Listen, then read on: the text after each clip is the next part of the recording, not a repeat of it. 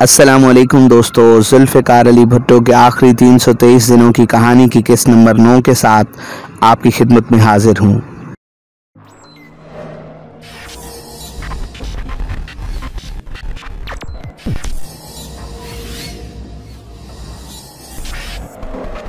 आखिरकार हुक्काम ने 2 अप्रैल 1979 की शाम आखिरी फैसला किया कि भुट्टो साहब को 3 और 4 अप्रैल 1979 के दरमियानी रात 2 बजे फांसी दे दी जाएगी। जेल के किताब कवानीन जेल मैनुअल के मुताबिक फांसी का वक्त सुबह सवेरे होता है, लेकिन हुकूमत ने भुट्टो साहब की फांसी का वक्त रात को मुकर्रर किया, जिसकी वजह मुझे मालूम न हो सकी। जेल के कवानीन की इसी किताब के मुताबिक फांसी पाने वाले के रिश्तेदारों को इत्तला दी जाती है कि वो उससे आखिरी मुलाकात वक्त मुकर्रर के मुताबिक जेल में कर लें। बेगम नुसरत भुट्टो और मोहतरमा बेनज़ीर भुट्टो सहाला रेस्ट हाउस में एहतियाती नज़रबंदी के कानून के तहत कैद थीं। भुट्टो साहब के चंद नज़दीकी रिश्तेदार भी इन दिनों रावलपिंडी में मौजूद थे। भुट्टो साहब के इन तमाम रिश्तेदारों को 3 अप्रैल 1979 को उनसे जेल में आखिरी मुलाकात करनी थी, जिसका बंदोबस्त कर लिया गया।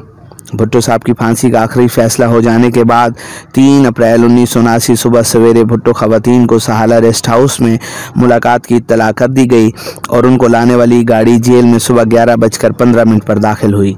जेल सुप्रिटेंडेंट उन्हें गेट से सिक्योरिटी वार्ड में लेकर गए।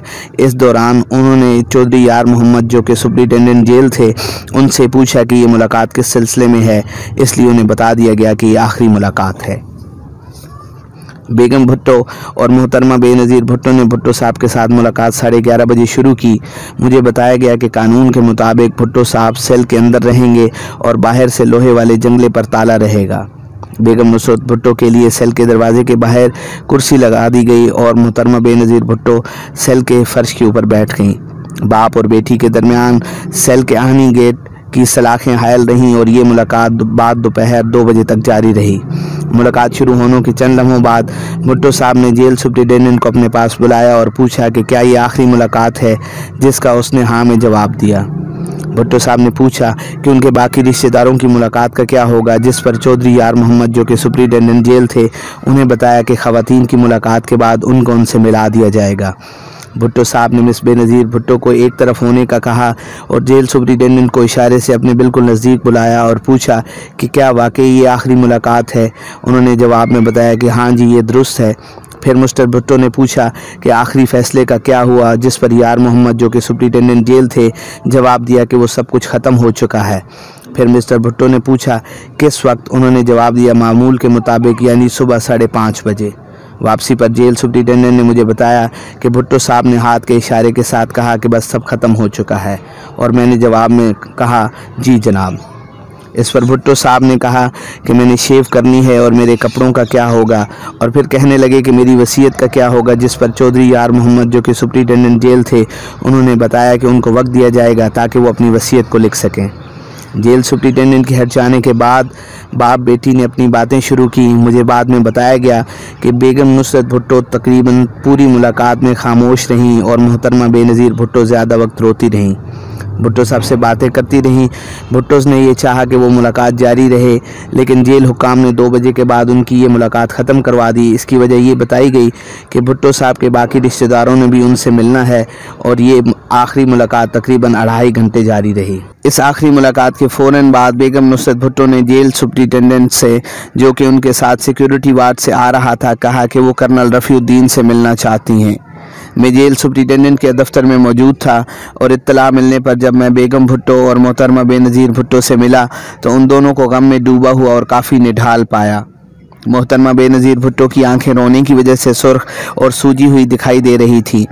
बेगम भुट्टो ने मुझे अपने नज़दीक बुलाकर बताया कि वो जनरल ज़ियाउल हक से ज़ाती रहम की अपील करना चाहती हैं और मैं इस सिलसिले में उनकी क्या मदद कर सकता हूँ। इससे पहले हुक्काम ने मुझे सख्ती से हुक्म दिया था कि मैं अकेले में भुट्टो साहब से नहीं मिलूँगा। फिर भी मैंने उन्हें बताया कि मेरा जनरल ज़ियाउल हक से कोई ज़ाती राब्ता नहीं है, लेकिन मैं कोशिश करूँगा कि उनकी इस ख्वाहिश को जनरल साहब तक पहुँचा दूँ। मुझे मोहतरमा बेनज़ीर भुट्टो ने बताया कि अगर फ़ैसला यही रहा तो भुट्टो साहब अपने इलाका लड़काना में दफन होना पसंद करेंगे। इसी वक्त बेगम भुट्टो ने कहा कि अगर उनकी रहम की अपील मंजूर नहीं होती तो उन दोनों की दरख्वास्त है कि उन्हें भुट्टो साहब की मैयत के साथ जाने दिया जाए ताकि वो उनकी आखिरी रसूमात में हिस्सा ले सकें। इस वक्त डिप्टी सुप्रिटेंडेंट जेल, जो कि हमारे करीब आकर हर लफ्ज़ को सुनना चाहता था, इसलिए मैं खुलकर कोई बात न कर सकता था। बहरहाल मैंने उन्हें बताया कि वो दफ्तर में इंतज़ार करें और मैं कोशिश करता हूं कि उनकी इस दरख्वास्त को सदर पाकिस्तान जनाब जनरल ज़िया उल हक साहब तक पहुंचा दूं। उन्हें डिप्टी के दफ्तर में बिठाने के बाद जेल सुप्रिटेंडेंट के दफ्तर से मैंने मिलिट्री सेक्रेटरी को 2-3 मरतबा टेलीफ़ोन करने की कोशिश की, लेकिन हर बार उनका टेलीफ़ोन मसरूफ़ मिला। और इसके बाद मैं वक्त ज़ाया करने की बजाय जेल से बाहर निकल के SSP के दफ्तर में गया, जहां ब्रिगेडियर ख्वाजा राहत लतीफ़, DCO रावलपिंडी और SSP रावलपिंडी मौजूद थे।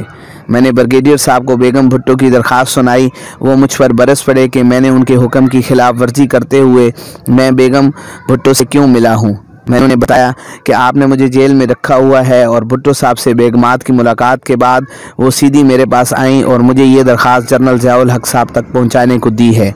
मैंने उनसे कहा कि अगर आप मुनासिब समझें तो ये दरख्वास्त जनरल ज़िया उल हक साहब तक पहुँचा दीजिए।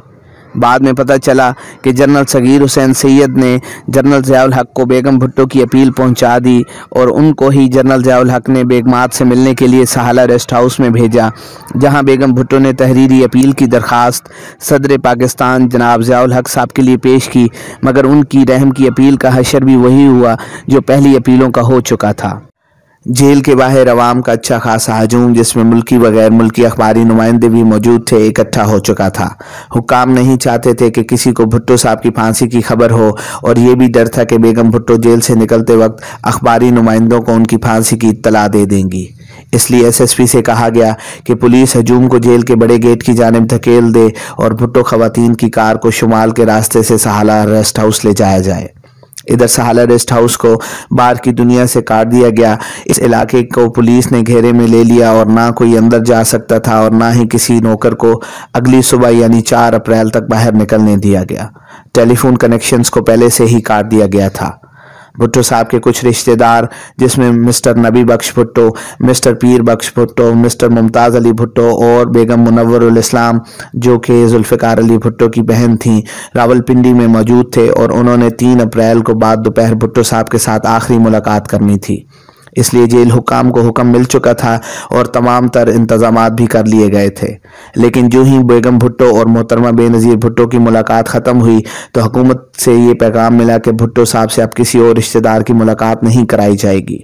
शायद हुकूमत भुट्टो साहब की फांसी की खबर को पोशीदा रखना चाहती थी, और अगर उनके रिश्तेदारों की आखिरी मुलाकात भुट्टो साहब से करा दी जाती तो शायद वो जेल से बाहर निकलकर इस खबर को मुंतशिर कर देते।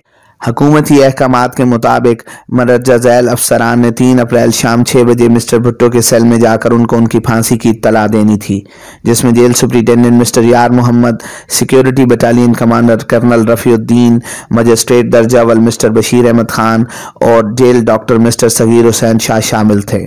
ये तमाम लोग शाम 6:05 पर सिक्योरिटी वार्ड में दाखिल हुए तो भुट्टो साहब अपने गद्दे पर आरामदेह हालत में मौजूद थे।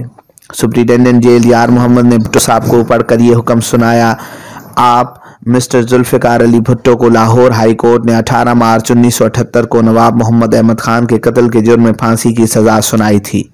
आपकी अपील सुप्रीम कोर्ट पाकिस्तान ने 6 फरवरी 1979 को नामंजूर कर दी और रिव्यू पिटीशन को भी 24 मार्च 1979 को नामंजूर कर दिया गया।